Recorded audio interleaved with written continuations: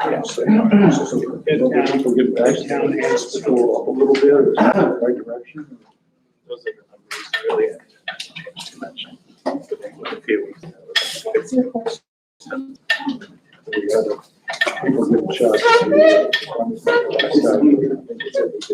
Yes.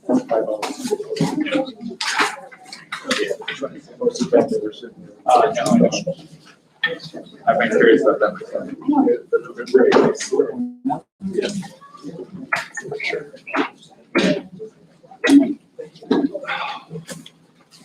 Yeah.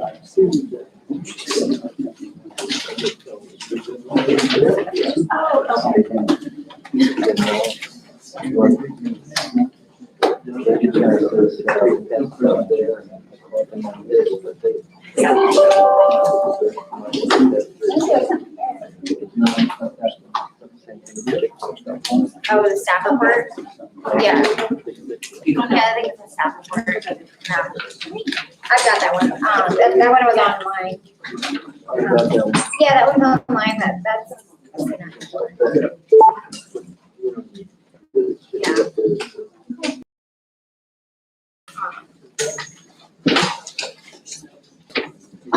If they're going to talk about it, you should just. We'll get started just with that.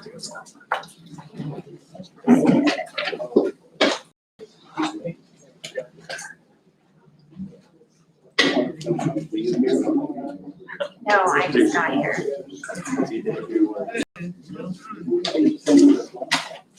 Good, under 3 minutes.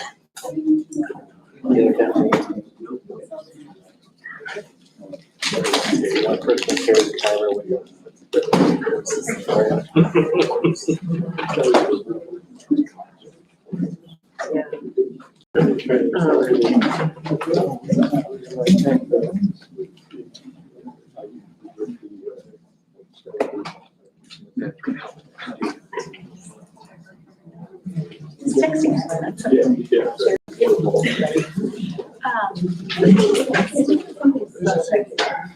Okay, I think we're just about ready. So, good morning. Welcome to the Assembly Public Safety Committee of the Whole, here by Ms. Kennedy and Mr. Briscoe-Villa, who are both off today offsite. I think they're both on the phone. Wednesday, September 1st, 2021, we're noticed from 11 to 12:30. With that, I'd like to do introductions. Pete Peterson. Felix Rivera. Suzanne LaFrance. Austin McDavidson. John Weddle and Christopher Constant. Dean Gates, City Council. Right, there's a lot of people in the room, so we won't go around the room for the purposes of just saving time. The first update was regular APD update, APD.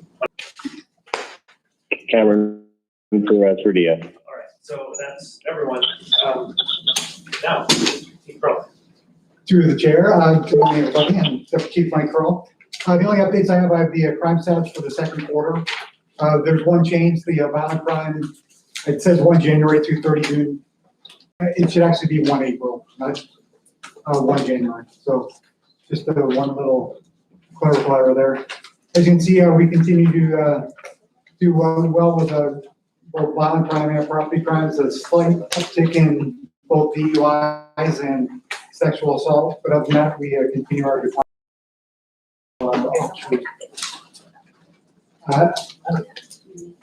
Any questions about the crime stats? Any questions? Check to that. All right, so, you know, I have a question that's not on the data, but on the view. Is it standard to do this 3 or 4 years view, or can we see it brought up more broadly if we want it? If you would like, we could. 5 years? Yes, we could do more. Okay, thank you. I'm not asking, I just want to. Okay, so, I mean, it's good, it's definitely down, this is gonna go on. On the DUI, it seems like we've had more federal grants for DUI than I recall in the last few years. That could be totally excessive. I mean, could DUI go up to we're seeing more? Actually, the grant has been pretty steady, so we get the same grant from the state, it comes through the state to us. And we have a unit that's designated, that's their sole purpose to go out and seek DUIs. I think maybe some of the uptick might be the bars have opened up recently, so that might be that might have something to do with the uptick in DUIs as well. But the same amount of officers are out there enforcing, trying to enforce the DUI laws. Anything else? Anyone else? I'm not seeing anyone, and you can text me if you're on the phone or speak up if I'm missing you. So no one's asking, I'll go ahead and ask the question. Do you have any theories then on the other category that went up, sexual assault? Usually sexual assault is includes, the victims are usually isolated. So what we think is now that everything is opened up, there are greater opportunities for the victims to report because they're not confined as much as they were before. Now that everything's opened up, victims have, they're not isolated with the abusers, so they have the ability to actually go out there and make the reports, whereas when everything was locked down, we think that might have had a contributing factor that they did not have the ability to report. That's just a guesstimate of it. Right, and I guess if you look at the data, if you don't count 2020, 179 is right in line with previous years or below. Yes. Okay, I have, Ms. Grant, were you into? Oh, sure, and a question about staffing, is that okay? Yes. Okay, thank you, Mr. Chair. I just wanted to check in on staffing in terms of sworn officers and police academies. And if attrition has been steady, or if you could just, give an update on where we are or where the department is and resource-wise as well, because especially since so much work has gone into rebuilding the department these past few years and then restoring some of the units. As of our June Academy, once we hired the Academy, we were at 100%. Since the June Academy, we are down 21 officers right now, but then we have an anticipated Academy for December. So hopefully with any other attrition, we can make up for that. And the December Academy, we can get back up to 100%. Then we'll have the normal attrition. We usually lose between 20 and 40 officers a year. So we're on pace for about the same. A few more retirements this year, but our recruiting background effort has maintained our staffing levels at the appropriate level where we're at right now. That's great. And may I do just a quick follow-up? And is there still a very high level of interest as far as like applications? I know just when I've gone to some of the graduation ceremonies, one, I'm always struck by how young the new officers are. And then two, that some of them are from the lower 48. And I know there have been like continued efforts to reach out to potential recruits here. But are you still seeing like increased interest in applying for positions? We have interest in the past few years, but we still have an interest that one careers in law enforcement. Great.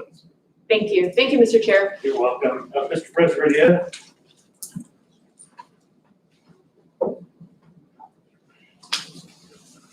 I'm looking specifically. Oh, thank you, Mr. Chair. I'm looking specifically at the burglary stat and the fact that they're on a pretty steady decline over the last 4 years. I'm wondering if you could just describe for us what you characterize as a burglary, whether that's both a car or a house. Like what is the categorization there? And if you could maybe just speak to us a little bit about the reasons you see that steady decline over the last 4 years. Has there been specific efforts that have been made in that area? Thank you. To address the first question, burglaries, that would be to a dwelling, so it would have to be a place, be a business or actually a residence. So vehicles are not included in that. These are only to either businesses or dwellings. It would be a burglary. Okay. The steady decline, I will attribute to the increase in police officers. So that means there's more police officers on the street, better staffing for detectives to do follow-up, more staffing for our crime suppression division to go out and do proactive policing and actually get the people who commit the crimes off the street prior to them having the capabilities of committing future crimes. Thank you. anyone else? Final offer. Not hearing from anybody. Thank you, Chief Carl. One last note through the chair. Just want to let everyone know, put it on your calendar. We're going to celebrate our 100th year anniversary at a special coffee with the cop on Tuesday, September 28th from 11:30 to 1, and it'll be at our headquarters building. So if you're interested, and come out and celebrate the 100 years of our So we got a question now. Can you say what time? 11:30 to 11:30. 1300. Thanks. And Mr. Perez-Rivia. Yeah, thank you. Thank you. I did have one other question. One of the difficulties in reviewing this data is that there's not, the only thing we can compare it to is the previous years. And I guess I would just request, maybe this is something that you can discuss with the chief. Is there a possibility that we might identify 2 or 3 other cities of similar size and some other similarities, and look at the comparison of numbers? I'm interested in that because I'd really love to be able to see where we sit compared to other cities of our size in terms of these statistics. So just a request, so this is something for you to consider, so that we not only can compare to previous years, but we can compare to comparable cities. Thank you. Thank you, Mr. Chair. All right, thank you. Next up, we'll have Chief Struggy. The FDA's regular update.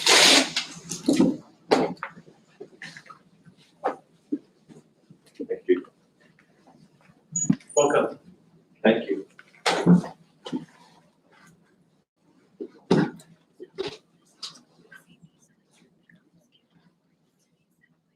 Good morning, everybody. Chief Schrage here, Anchorage Fire Department. I am prepared today to update you on 3 topics. The first one is an update on MCT activities, the mobile crisis team. It has now been in force 37 total shifts. Just to refresh your memory, they started on July 14th on a 5-day schedule.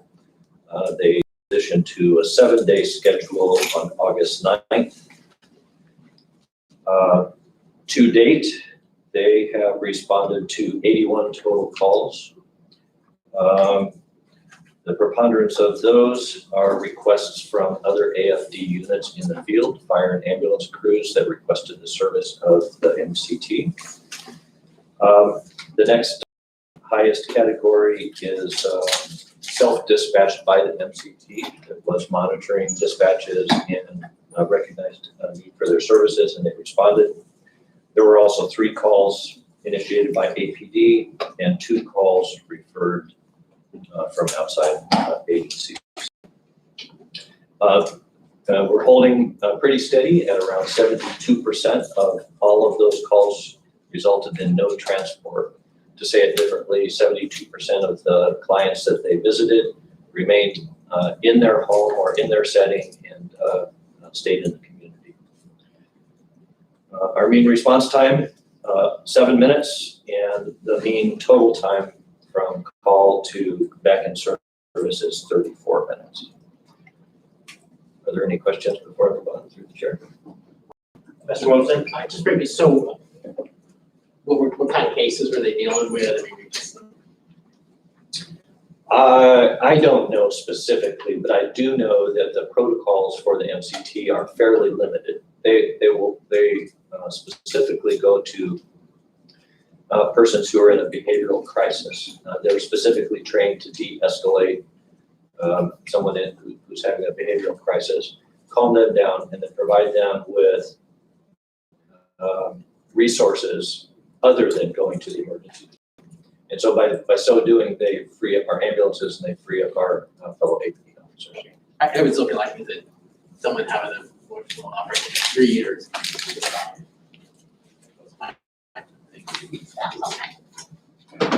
We probably do, but I don't know what they are. And I could produce those. Maybe that'll be more useful if they got it. Thank you. You're recognized. Thank you, Mr. Chair, and thank you, Chief. And as you and Ms. Zolotel know, I recently actually called the MCT for an individual who had reached out to me, and then speaking with his parents as well, and eventually getting a hold of the MCT and found their services to be incredibly helpful and responsive. The only sort of negative experience that I had, aside from the obvious sort of human tragedy around it, was trying to navigate the 311, 911 sort of phone tree system.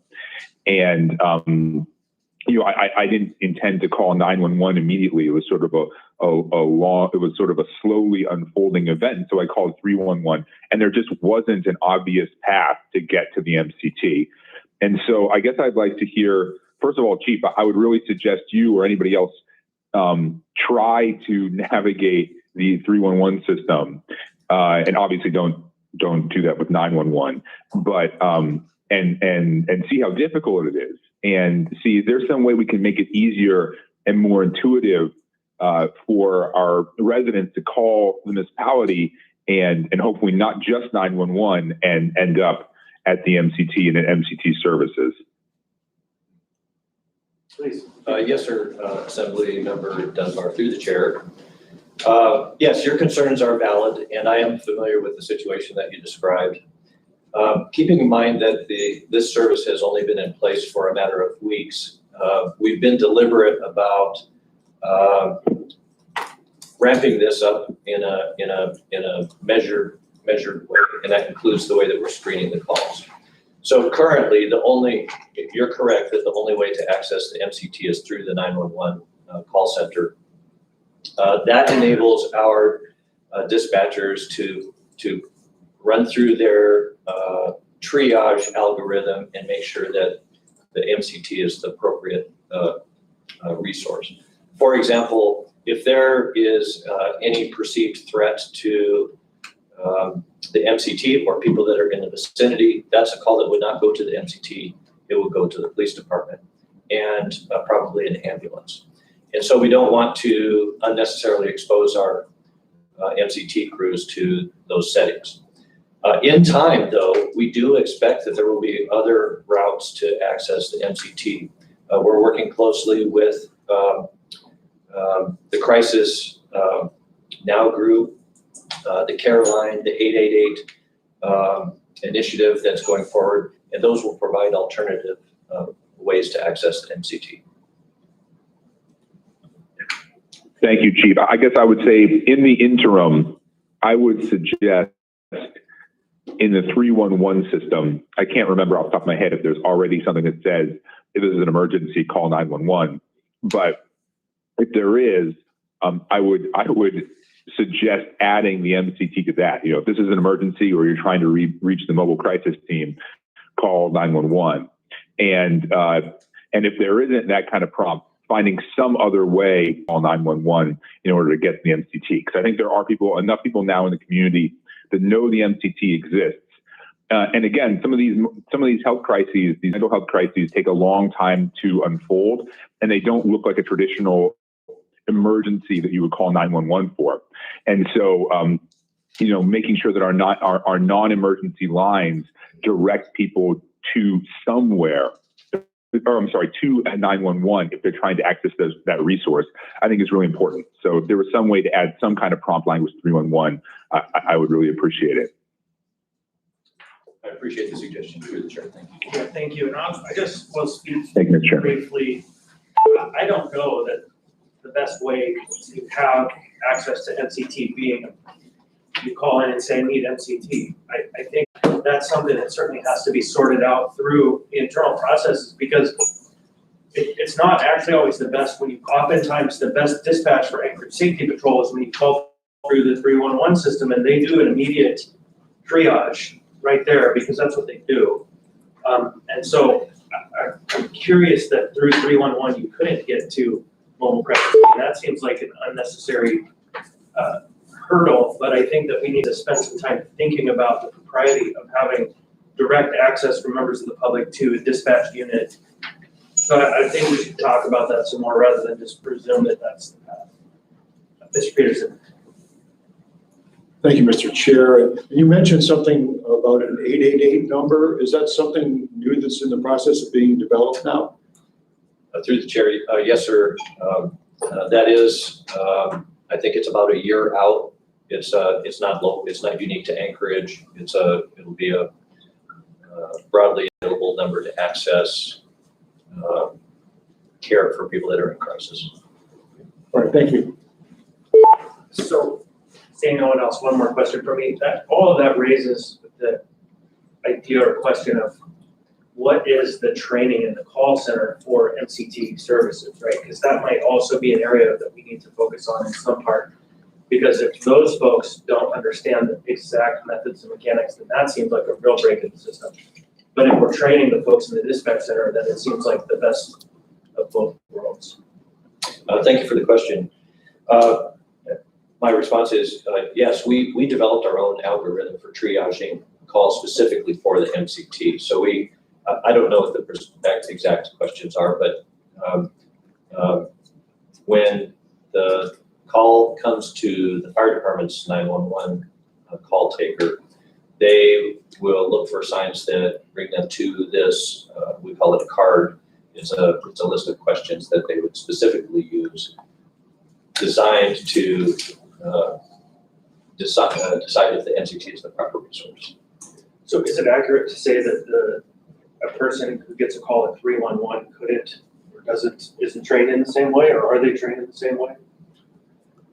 I don't know how the 311 people are trained, but I do know that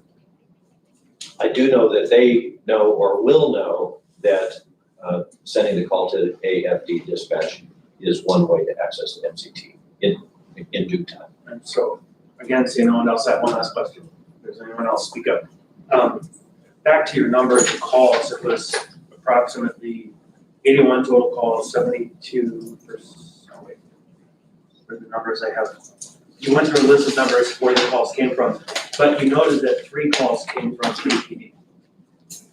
And I think one of the hopes is that APD is also looped into this conversation, because one of the visions of this whole program is to ensure that we are sending a mental health trained response unit instead of a police power unit if in fact the best solution is there. So it seems like there's opportunity to expand there. I don't think you need to answer a question there. And then Ms. Alatel, finally, someone else has a question. Go ahead, Meg. Thank you, Mr. Chair. I was just curious for an update on the hiring of the back-end case management or follow-up position and where that's at. Thanks. Thank you for the question through the chair. I think there's been there's no update since the last time that we reported on this. I think the position is being resolved through the classification process. But I'll be happy to double check on that and let you know more specifically. Thank you. All right. Anyone else? Anything else you want to brief us on? Yes, please. Briefly, I know that you've had an interest in the Station 3 traffic signal. Today is the first day of our data collection period. So each day at 9 a.m., the traffic department will receive an automated report of all the responses that came out of Station 3. So this morning at 9 a.m., they received a report that reported on all the calls since midnight, which there were 15 responses. So those data will be examined, and the traffic department will pull the video for at the time of each of those calls, and we'll be able to do an assessment to determine what the actual delay is. So that will continue for 30 days. We'll repeat the study in November as soon as there's ice and snow on the roads, and then we believe we'll have sufficient basis to make a decision. And the decision would be? On what, if any, traffic mitigation adjuncts belong in that area. Thank you. Anyone else? Okay, I think that's it. Thank you, Chief Shroud. Okay, thank you. And also a note for the public who might be listening, AFD announced yesterday they are hiring an academy. The solicitation is open until the 30th, correct? That's right. Thank you. Please consider if you are interested in applying to become a firefighter. Next on the agenda, we have Department of Law updates. Welcome. Hello. I don't really have much news. We are continuing to prosecute. The trials were again delayed for another month by the court system. So we are continuing to work our cases to resolve the 90-something% of them that resolve without trials. Recently we've been working on streamlining some systems and some efficiency. I don't know, I'm sure you're all aware, but our office interacts with the court system, APD, PED, API, DOC, the troopers, IT. And so there's a lot of places where we have systems that have been in place for decades that constantly need to be tweaked based on changes of circumstances. For example, issues around discovery, around serving subpoenas, around filing VCRs by PED in our office, around transfers. Some folks are asking for you to talk really loudly or take them out. Sorry. Thank you. Around transfers of cases between the state and us. So on a personal level, my attention the last couple of weeks has really been focused on working with these other agencies to work out various sort of interagency cooperation issues. We've also been working on our internal office efficiency. We're continuing to move gradually closer to paperless. We have a new contract for our case management software to maintain it for the next couple of years. In the next couple of years, we're going to be selecting a brand new case management system that should take us through the next decade or two. So we are beginning the process of looking around for that new case management system that will hopefully get us to completely paperless, which will be efficient and save some money. We've also moved around some job responsibilities in our office to make our internal operations and case management more efficient. So that's kind of what I've been focusing on the last couple of weeks. I also want to tell you that coming up in September, at the end of September, we're thrilled that our prosecutors are going to be doing a bias training that AERC helped us set up, and it's specifically for prosecutors, which is great, and that's hard to find. There's lots of bias education out there, but we wanted one that was really focused on our job and how we do our job. So we're pretty excited that all the prosecutors in our office will be doing that in September. So that's my update. All right, Ms. Altos, with you. Go ahead, next. Thank you, Mr. Chair. Ms. Stanley, two questions. One, is there anything with the delay in jury trials and any support you need to be ready to move as expeditiously as possible, on cases, or any support? I know previously we had identified a gap on technology, and I think we were able to remedy that. So just checking in, if there are any requests, because I know it's a little bit of a different structure right now. And the second question is the Municipal Prosecutor's Office been asked to prepare a 5% budget cut for the 2022 year? Yes, we have, I believe. Yes, we have.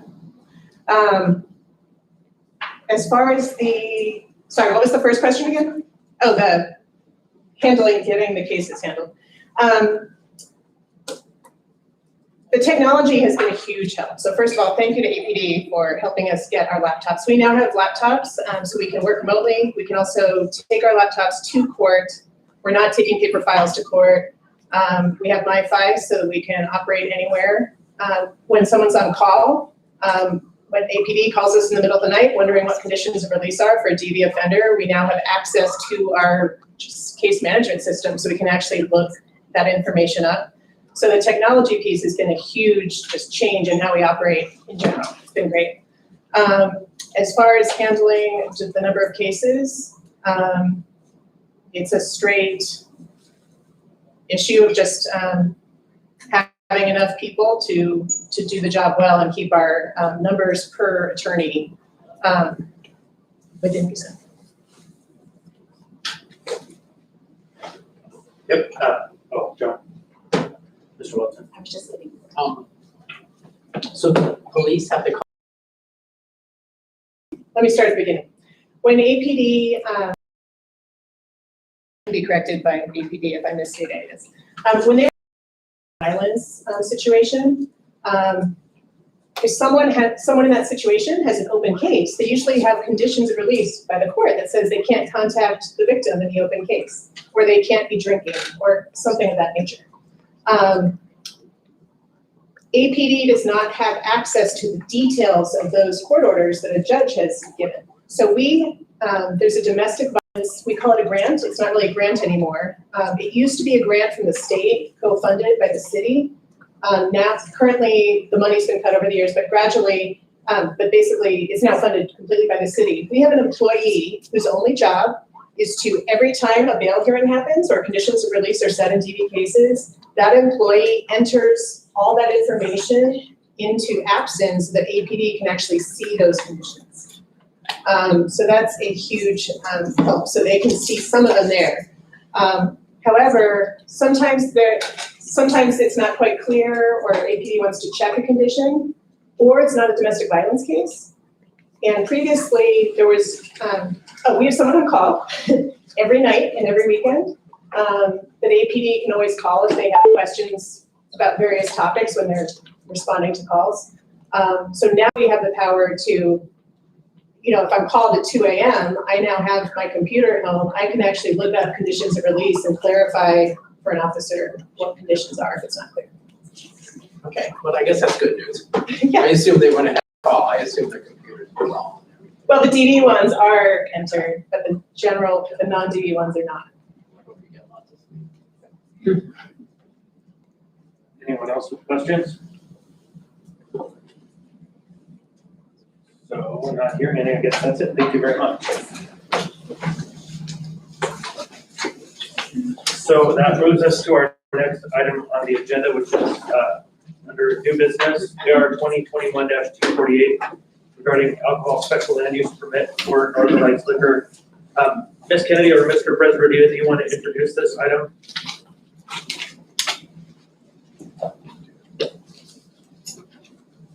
I would ask Ms. Kennedy to do so. She's willing. If you want to, otherwise we can just get started. Mr. Chair, go ahead and get started. I think all of us know what we do just from some of the documentation that we've seen, but I think we probably want to move right into letting the community council speak. And I know there are plenty of people from the community that came in to testify, so I think we should just move forward. Thank you. All right, so before the body at our meeting on the 14th will be the question of the authorization of the special land use permit for Northern Lights Liquor. The question was deferred for some more input from the community council, and we have with us Francis McLaughlin from Planning Department, as well as I see Council General Team, who represents the applicant, and then I also see members. And what I heard Ms. Kennedy say is that she was hoping to hear from the community councils, and so at this time I would like to invite the primary representative of the Midtown Community Council to come up and speak. This would be your time. We'll give you 5 minutes as a representative of community council.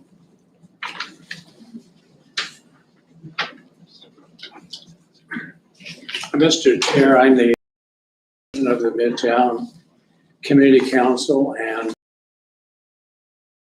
the leadership, Mr. Davidge, up at Fairbanks. But we have not agreed to the memorandum of understanding. We would probably like to schedule a rehearing to go through that. There's some language changes that we want to make. I think the other thing that we're concerned about is the number of licenses that are already in existence in the Menard and Midtown Council area. I don't think we need another poison pill in that area. I think that we've got enough liquor stores on a per capita population of this area, and that another liquor store is really not needed or appropriate, or perhaps not even economically feasible. So he would actually oppose the request for the license if it hasn't already been approved by the assembly. And that if it is, we'd like to negotiate more on the contract. And I think we've got a number of people here that would like to testify on behalf of the council. And so I'd be more than happy to answer any questions that you may have. Yeah, I think it's better not to have everyone from the council talk to just the president.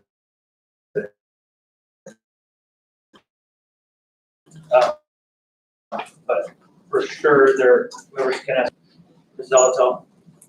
Thank you, Mr. Chair. Mr. Tamanji, is it then the council's position to oppose the special land use permit? But if a special land use permit is issued, there will be a request for additional conditions.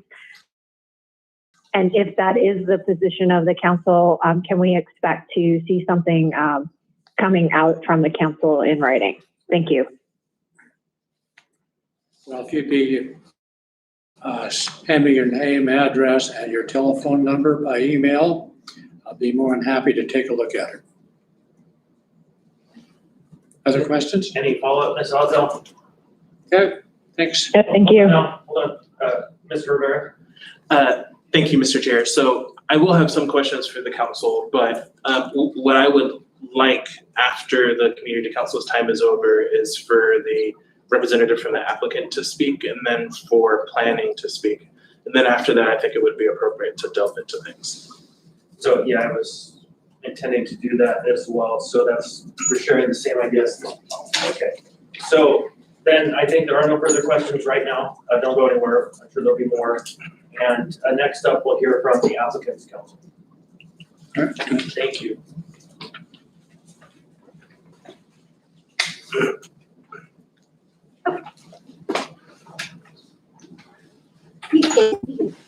This is Jana Waltzine, attorney for the applicant.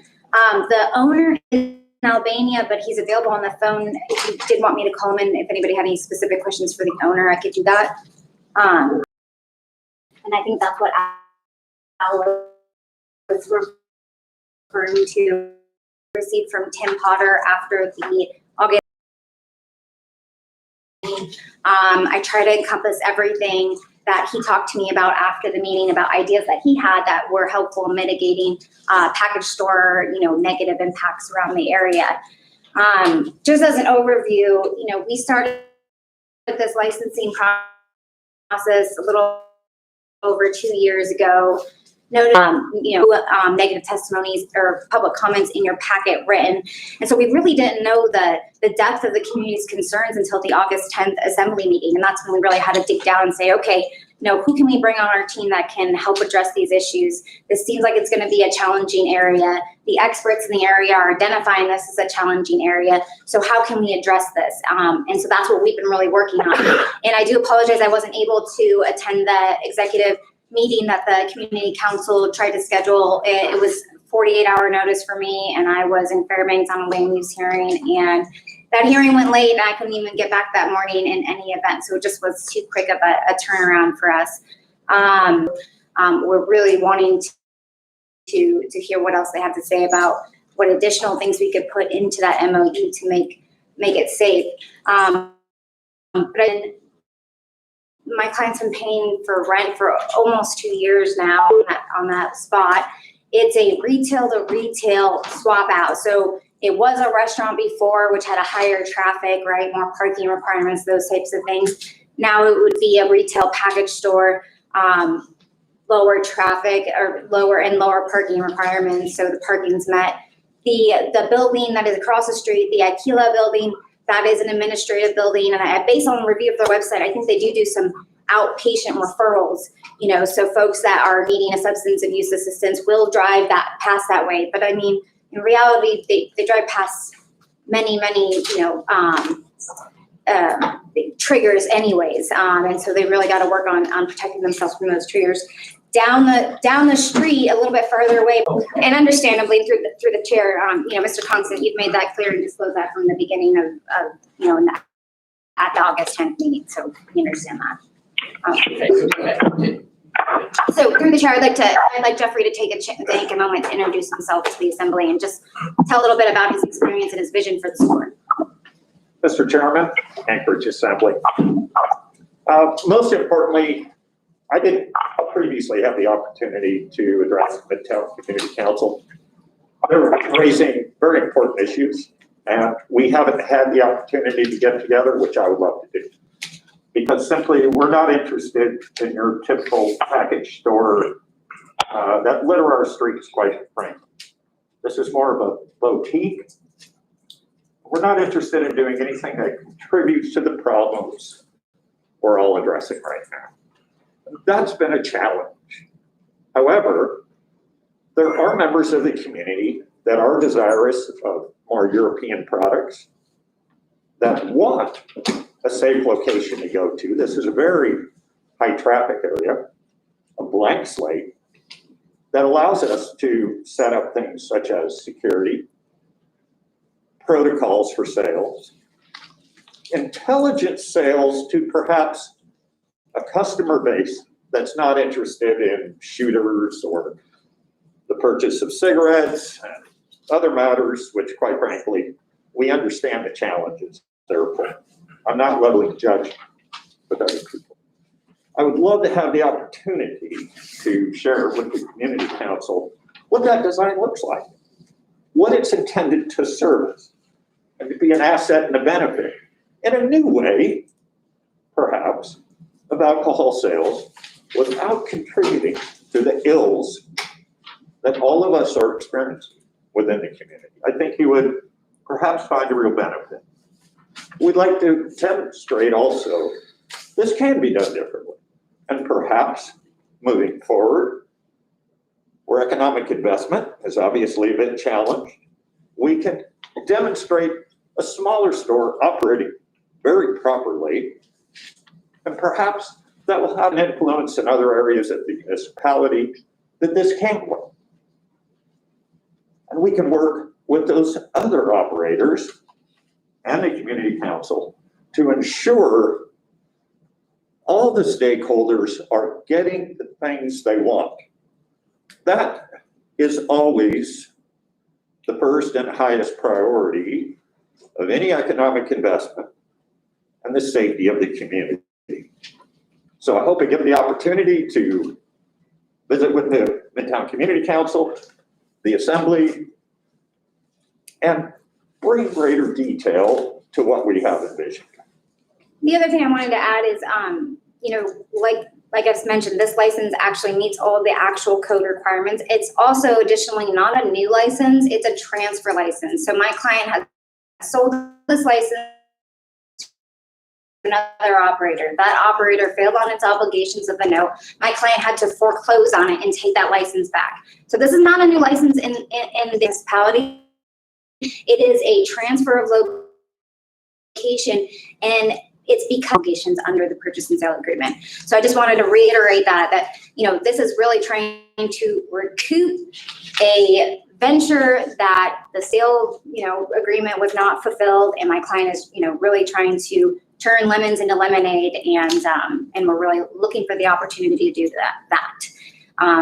We would also be open to having the MOU provided it gets agreed upon ultimately to be attached to the special land use permit approval like we did with Canabasca downtown. I don't know if you remember or recall that situation.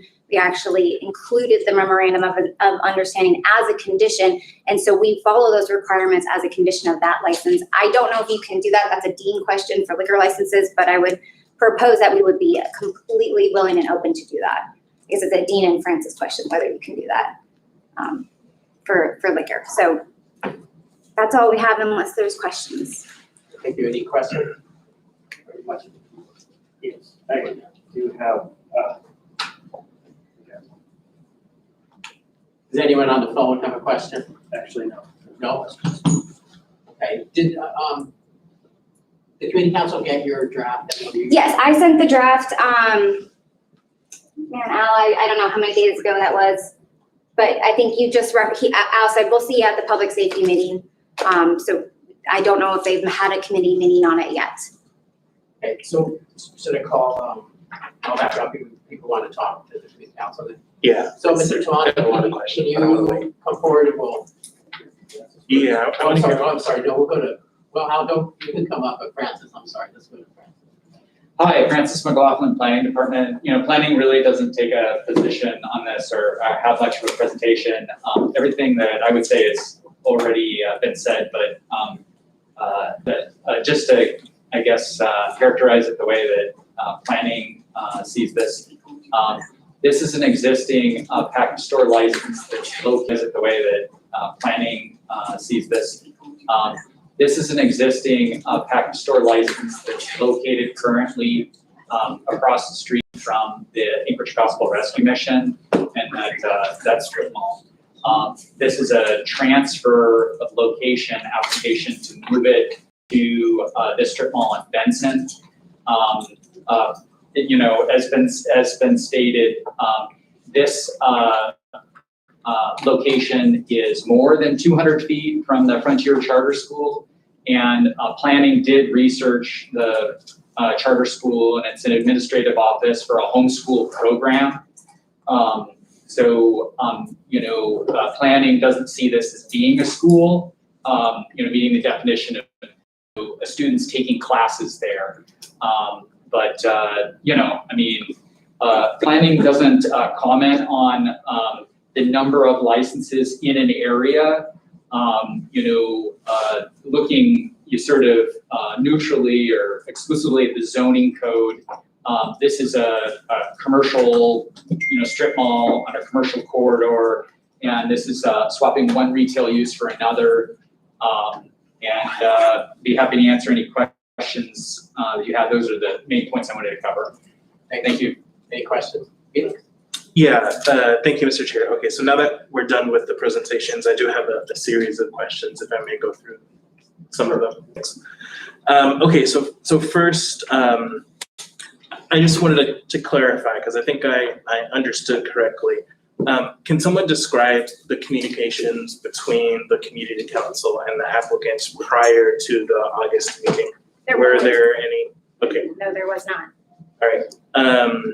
So then it's a fair characterization that the first time you heard about the concerns was at that assembly meeting? Right. Okay. But that, I wouldn't blame, that's not the community council's fault. I kind of take fault on that for not reaching out and being more proactive. Yes, I always definitely encourage folks to be proactive with their community councils. So next is, has the community council, and I don't see, is Mr. Potter here? No. No, okay. Has the community council had a chance to review the MOU that was sent to you, sounds like just a few days ago? This time that I've seen that, everything I got, but I did take a look at it, and if you approve the license, then we certainly want to make some modifications. There's some certain requirements in there that do violate our bylaws and the charter, and so we'd be open to take a look at that.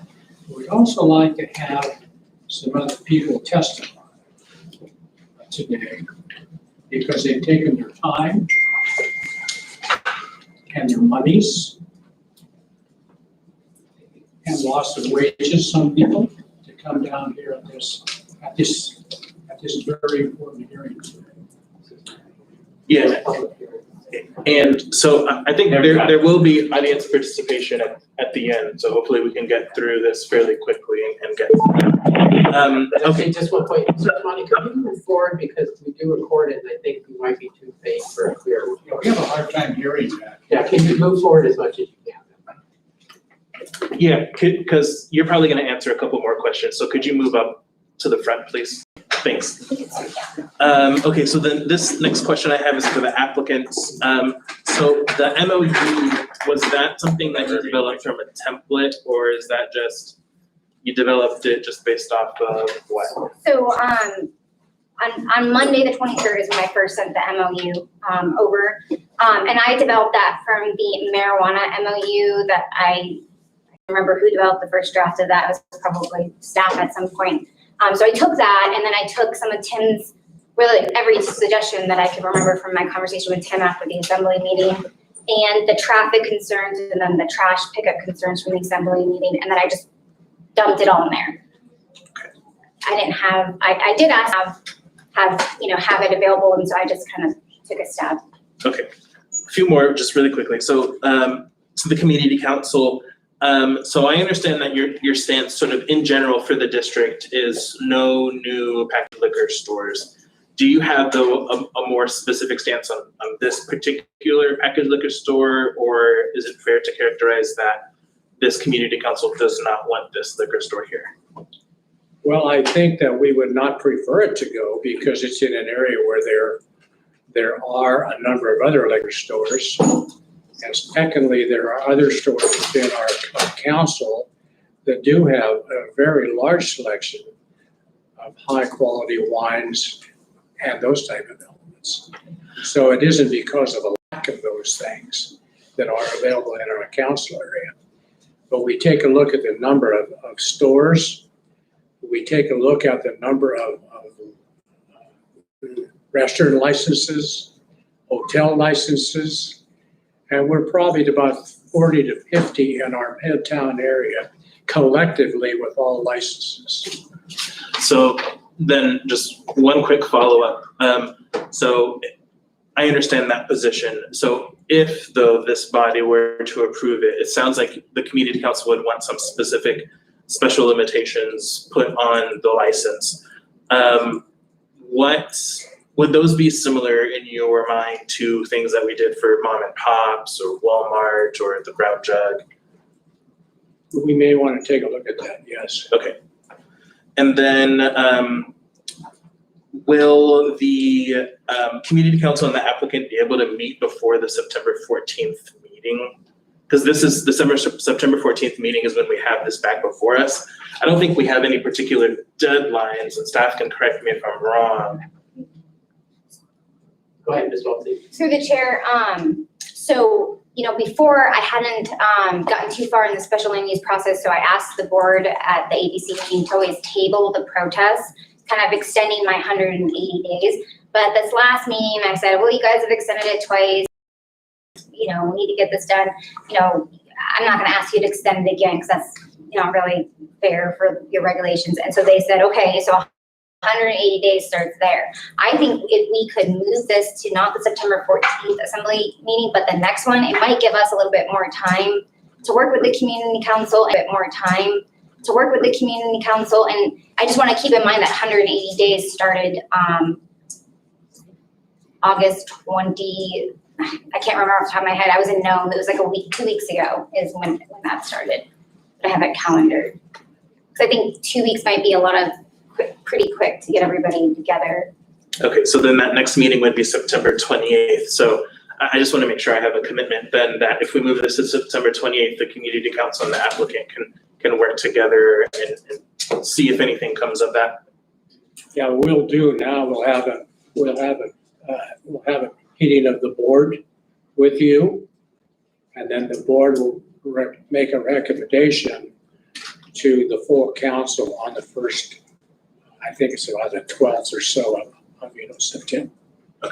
So once the majority of the attendees approve that, the board will meet with you, okay?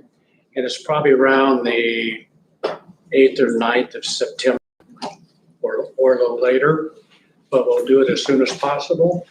And then we can have that on the general meeting in the first couple of weeks in October. So that would be after the assembly date. So should we move the assembly? Yeah, so we'll have you an answer as soon as we can. Okay, great. Yeah, that would be appreciated. And then I guess this doesn't have to be answered now, but at some point via email, I would be interested in just learning a little bit about the standards for denial and what those look like. I know we've talked about it in the past, but it would be helpful both from a council and planning perspective if you could email the body a little bit about that. Thank you. Thank you. Mr. Rivera, anybody else?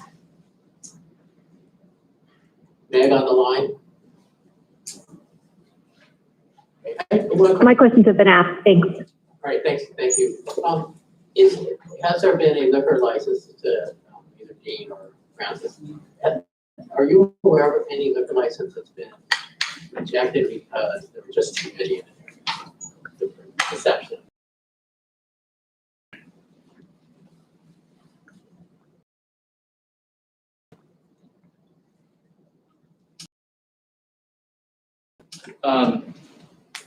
There haven't been of rejected, this is Francis in planning. Thank you for the question, Mr. Weddleton. I think historically there was an old liquor store across from Arctic Furniture that was, the renewal was not, the renewal of that package store license was not approved. Was recommended, was protested by the assembly back in like maybe the 80s or something like that. Spirits of Alaska, near Safeway and Gamble and Ingra and that, a renewal of that license was also protested by the assembly, and they, I believe they lost their license. So there's no liquor store there. The assembly denied an alcohol special land use permit application as opposed to like renewal of licenses for the Holiday convenience store gas station location at Old Seward and Tudor Road. So in between the Seward Highway and Old Seward on Tudor Road, that's that Holiday, there was an application for transfer of a package store license to that location. And the Midtown Community Council had concerns about that alcohol special land use permit or that license in that location, wanted the hours of operation limited to midnight. And the applicant said that they weren't willing to adhere to, or weren't willing to accept a restriction to close at midnight. They said, well, our customers, you know, you'll treat us different from somebody else or something like that. And so the assembly sent a message by denying that alcohol special land use permit, so that gas station does not have a liquor store. You guys know about the history of mom and pop.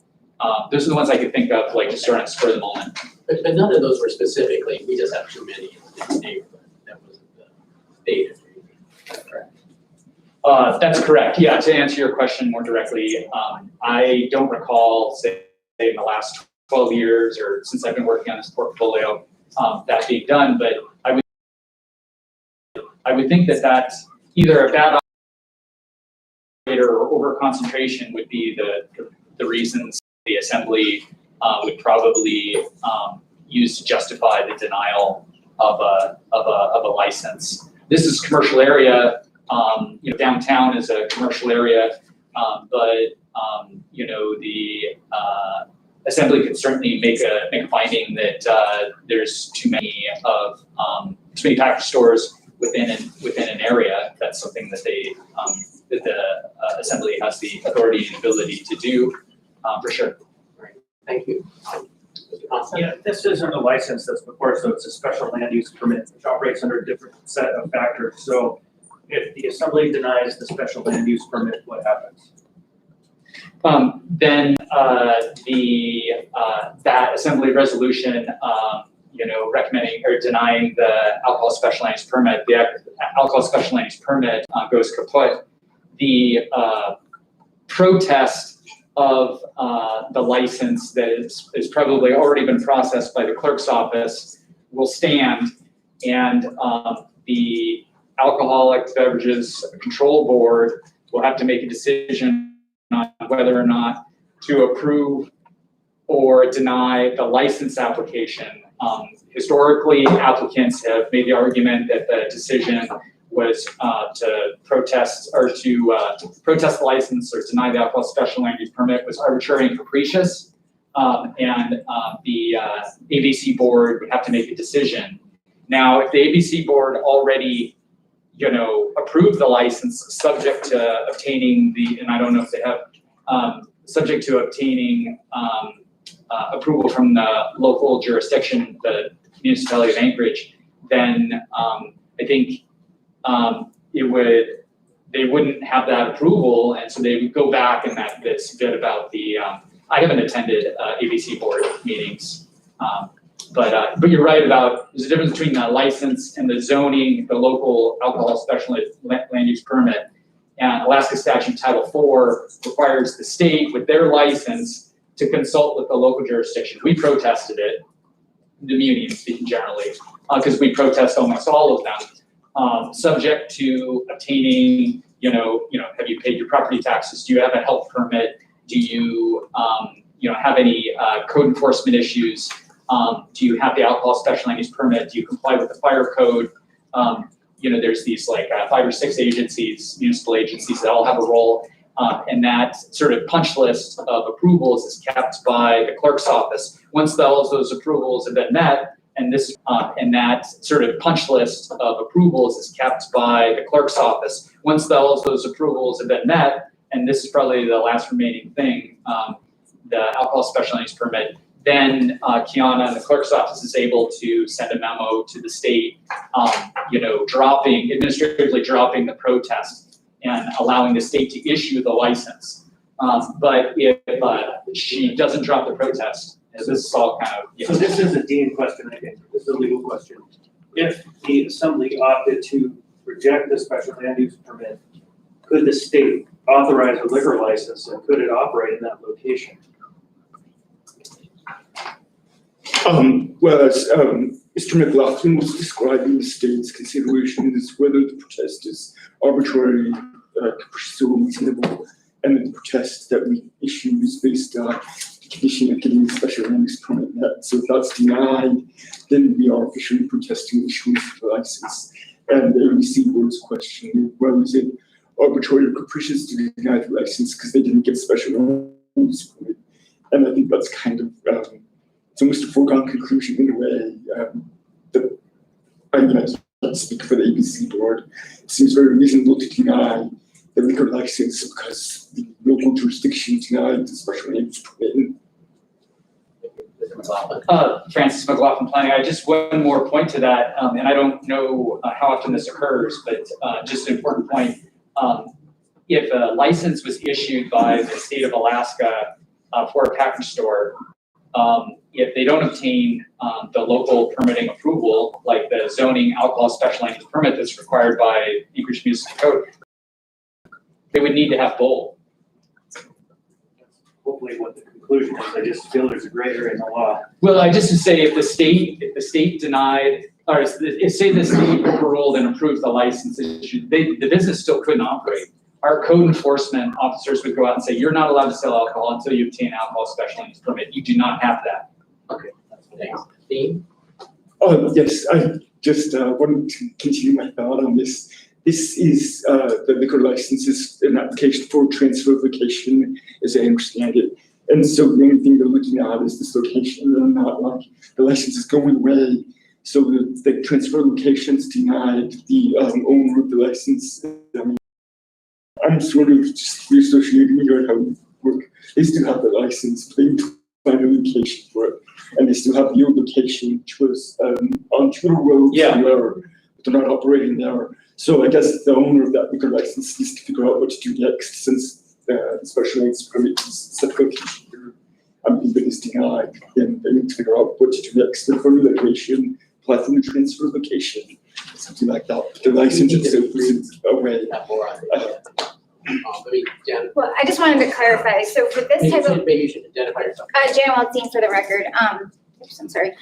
Just to clarify, so this is a ownership transfer and a transfer of location. So they were one transfer process. So if the protest is upheld, then both get rejected because they were one application. So we would have to start all over again, and this was a transfer without consent of the previous owner because it was a security interest, so we foreclosed on it.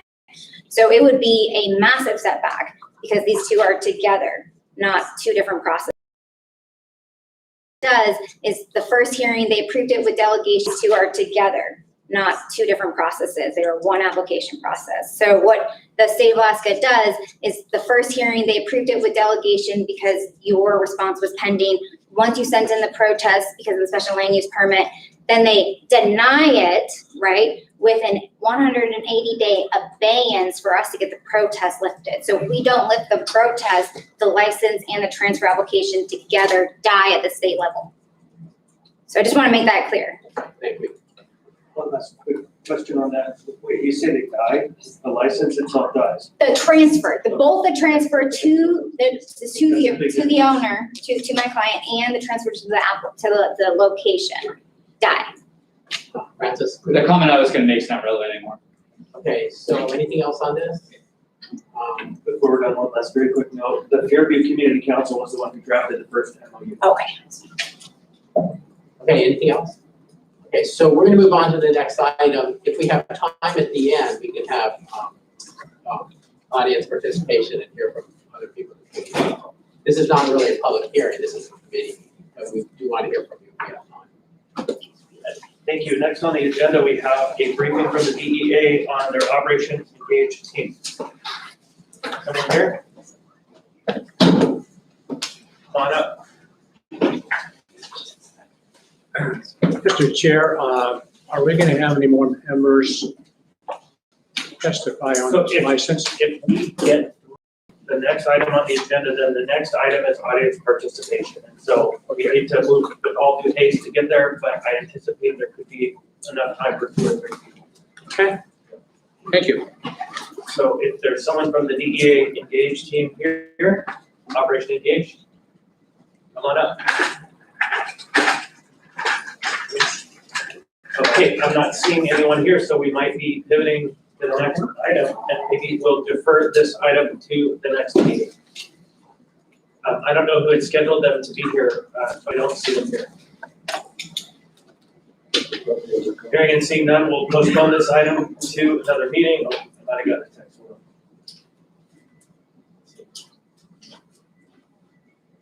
on. Yeah, I'm not hearing or seeing anyone, so we're now on to audience participation. So if you'd like to be heard, come on up, and we will allow 3 minutes per member of the public who'd like to testify on any subject.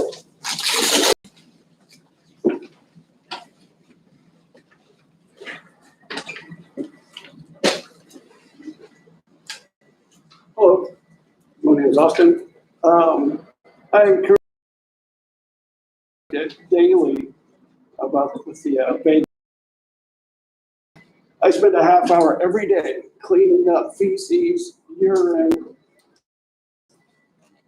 beer bottles, whiskey bottles, you name it. I've got pictures. I mean, it's disgusting. Every day we shouldn't have to do that, you know? And within 5 blocks of the proposed area, there's liquor stores everywhere. I don't touch that. I mean, you go 5 blocks any direction, there's a liquor store. I just hope that this wouldn't make the matter worse than it already is. I mean, it's horrible. We've lost business. We've been in the building for over 12 years. We have now started to see a drop in the homeless and the alcoholics are camping out all along Midtown. And when we ask these people why they're not coming back, and they don't want to deal with the homeless people around. And the ones that are, you know, drunk, causing issues, just hope that they, I don't know how it feels also. Thank you. Anyone else wishing to be heard in audience participation? Mr. Haberman, go ahead. Anyone else? No one else? Go ahead, you're recognized. My name is Eugene Carl Haberman. I represent myself. Follow the public process. When the public process is done appropriately, a decision made by the governing body is more like the public interest. Surprisingly, this is a public safety committee of the assembly, and one would think that we would hear, and I don't recall hearing it, an update dealing with the police camera issue. One would think that that should be a regular item on the agenda and to get some update.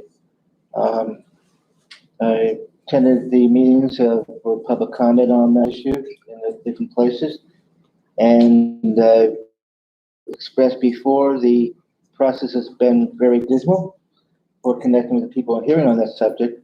But this time frame of not getting an update scenario where this is going, and when a new draft is coming out from the police department should been part of the program for this committee, so at least the public and is this put off to 6 months from now, a year from now, and this is not the way to go. So I want to stop on this topic and just say this. This is not a place for the assembly committee meetings or any assembly meetings per se to be in this city hall. It's Lusac Library. And I note this, there is a joint meeting of the school board and the assembly upstairs in upstairs in the mayor's conference room coming up. And we're not out of COVID.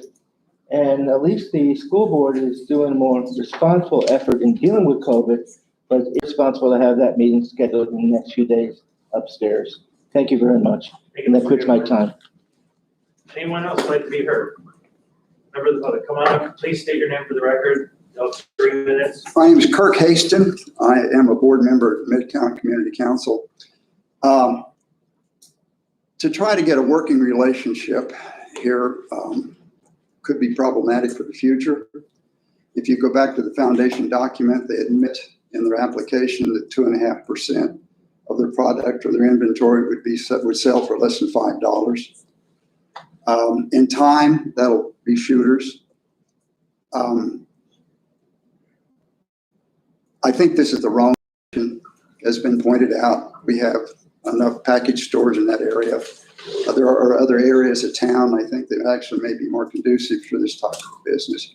It's new information to me that they were going to try to be a boutique business. You couldn't tell that from their application. But I really believe this is the wrong location for reasons that have been pointed out. Thank you very much. Thank you, sir. Other people? Members of the public want to be heard?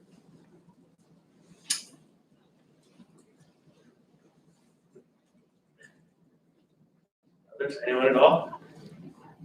Okay, hearing and seeing none. We have one on the phone. I just want to make sure. The phone that wishes to testify?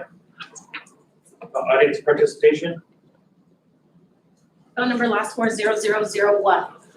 Phone number 0001, last 4 digits. Okay, similar. That's actually Val, the owner. I see. He's just on, Gotcha. he figured out how to get on. We had an issue with that before. Okay, then hearing and seeing no member of the public, next item on the agenda is adjournment. Is there a motion? So moved by Ms. Quinn Davidson, we're adjourned. Mr. Rivera. Yes. Can I have to stop? Thank you, Mr. Chair. Sure.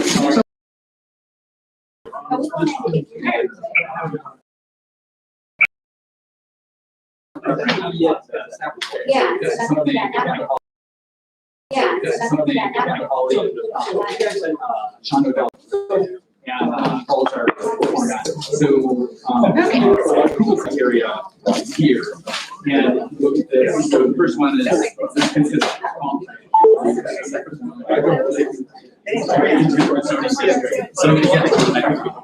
Sure, is this in response to the question that I asked? Yeah, okay, so yeah, thanks for walking me through all of this.